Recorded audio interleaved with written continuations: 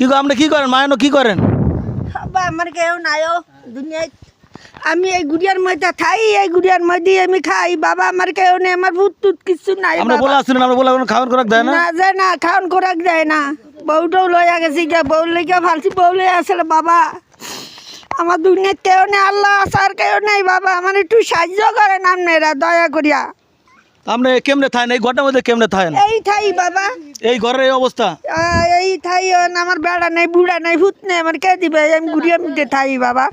আমরা রান্না বাড়া করলে ঘর কেমনে থাকেন কিভাবে? এই থাই কষ্ট করি আল্লাহর কারণ কি দিকে ঘর কোনো চালপাত নাই এটি কি বাতিল দেন কোনো চালপাত নাই